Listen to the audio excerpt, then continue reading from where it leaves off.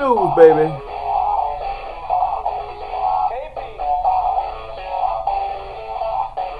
Time for the news.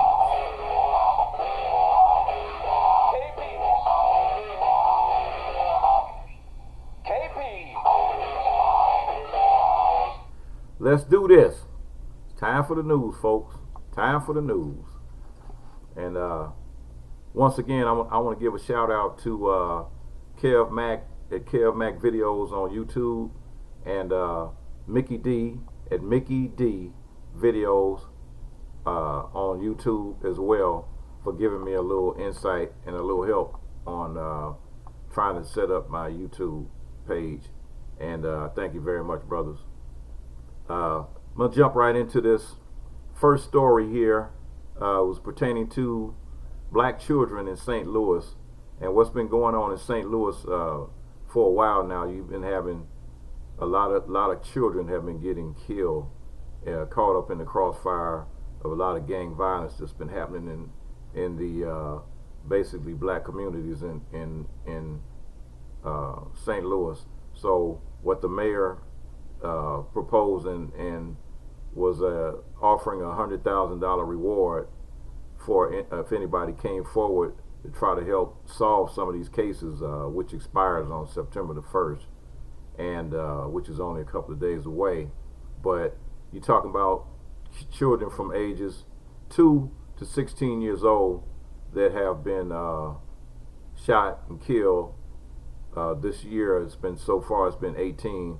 Last year in 2018 it was like, I believe it said it was 18 people for the whole year, 19 for the whole year last year, and so far it's 18 this year, and then it's only coming to the end of August.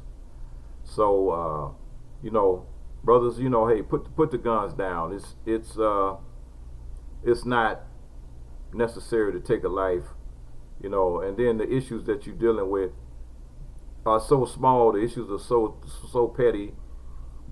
It's definitely not taking a person's life over. You know, think twice before you pull that trigger. And you know, you're getting old women and babies and you know, small kids are getting getting killed as a result of your non caring for your people. You know, let's come on now. We got to do better than this. This is something that's been going on. It's happening in every major city.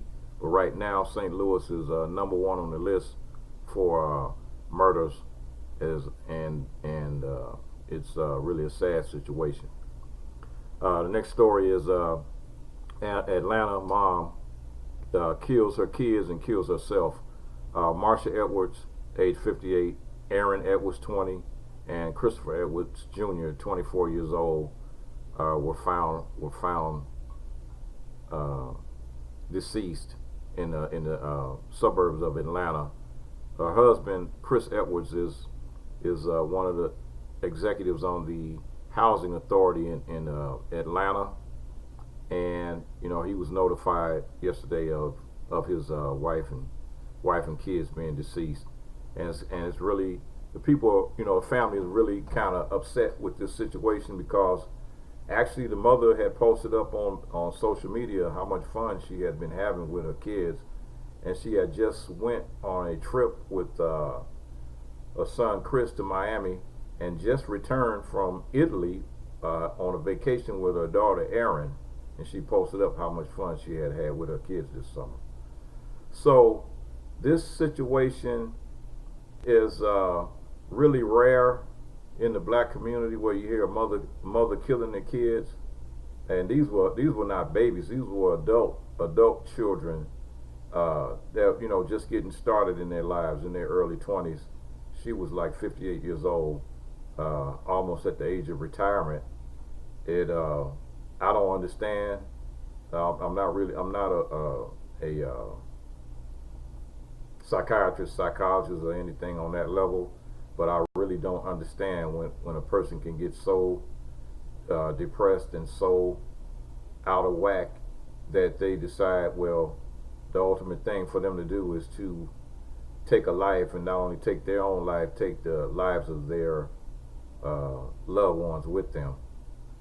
You know, it's really a sad reflection on what's going on in this country today, and we really need to bring these issues up and focus on these issues, because the mental health situation in most states is really tragic, because a lot of the mental health facilities in the majority of the states of the country have been shut down, and a lot of the mental help that people need is not available. It's just not there, and the average working person doesn't have the kind of money that they would need to go see a psychiatrist. Rich people go see psychiatrists before they go crazy, and poor people go see a psychiatrist after they go nuts. So it's one of those situations that we gotta keep a closer look on. Okay, here we have Representative Omar in Washington D.C. has been receiving death threats, and to the point of she's hired her own extra security in addition to the security that's been offered to her, to all the senators and the representatives, and that work in D.C. are all afforded security, just like the president is afforded security. So she just received a death threat. She's, Congress is on vacation right now, so she had received this letter, and it stated that she would not make it back to Washington D.C. and and so she was supposed to speak at the Wisconsin State Fair, and either Wisconsin, I can't remember now which state she represents, but Wisconsin or Minnesota. So don't quote me on the state that she represents. But she was supposed to have appeared at the state fair, and so with this warning that came out, basically it's trying to keep her from appearing at that state fair and making any speeches at the state fair. So she has her high security that she's dealing with. All right, here we have another story number 4, and it pertains to a man that was incarcerated in the state of Alabama. His name was Alvin Chapman, I believe it was the last name. But anyway, 35 years ago, back in 1983, he was convicted of stealing $50.75 from a bakery in Alabama, and so under the 3 strikes law, he was sentenced to life. He was basically sentenced to life for a $50 theft, not a robbery, a theft. So it's like the 3 strikes law is a crazy law to begin with, and a lot of people out there don't really realize or understand that Bill Clinton was the one that produced the 3 strikes law. So it was like a lot of people out there talking about, we want Hillary, but in reality, it's been more people of color and more minorities that have been sentenced and that are in jail, that's going to be in jail forever behind this 3 strikes law that Bill Clinton created. So let's get that fact out there and let that be known, that Bill Clinton was the one that came up with that absurd law. In the state of California, it's been over 1,000 people since this law has been enacted that have been convicted under the 3 strikes. For 3 strikes, they will never get out of jail.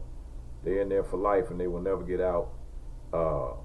Opposed to the state of Oregon, which has a little under 100 people that have been convicted under 3 strikes law there, because Oregon follows the letter of the law that said it was like 3 violent felonies would get you convicted, and California just says like any 3 felonies.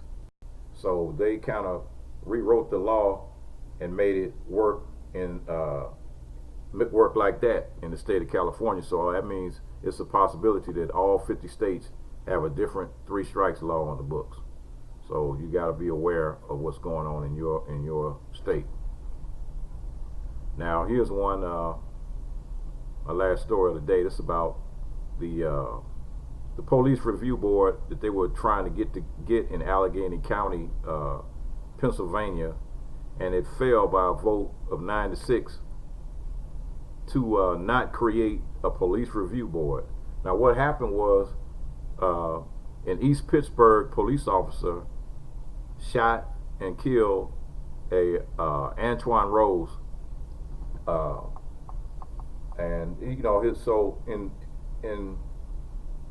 there was another situation where you're talking about an unarmed person getting killed by a cop, and so the people got together and they got a petition, and they petitioned the council for the county of Allegheny County, which is where Pittsburgh is located, to create a police review board, which in fact would review these cases, not just the cases of people being murdered by police, unarmed people being murdered by the police, but it would also oversee the police department and trying to overturn some of their asinine policies that have been in effect, like chokeholds and you know, the use of stun guns on children, you know, kids under 18, and a bunch of other things that they have been doing and getting away with for the longest. So the council voted, like I said, 9-6 against putting these rules into effect, and they stated, well, this county, it was brought before the county, and there was a lot of cities in that particular county, and each one of them would have to have their own jurisdiction that would create a conflict on the county charter. So basically what they were saying is that they were lazy and they don't want to do their job. And they were supposed to appoint a 9-people board that consisted of just regular people and no people involved in law enforcement that would oversee these cases in the police department. And so basically all the council did in that county was that they just probably took some under the table payments. I'm alleging that they took some under the table payments from probably the police unions and things on that level to overturn this so they would not be policed. You know, let's face it, the police need to be policed in this country because they've gotten so corrupt and so out of pocket that the average person can't get a fair shake. There's been too many cases where unarmed people have been killed by the police department, and the police, the only thing they do is just basically get a pat on the back by the other cops on the police force with them. And very, very rare occasion when you see one get convicted for murdering someone that was unarmed.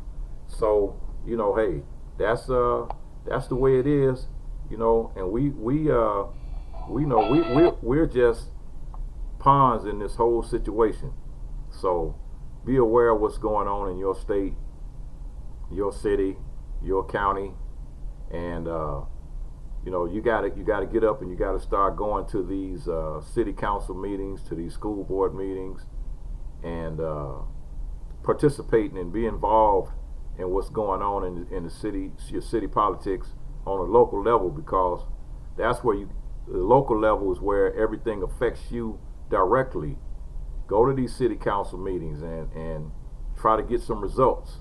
And if those people are not giving you the results that you like, when the election comes up next time around, vote them out. Right. Peace. Some news, baby.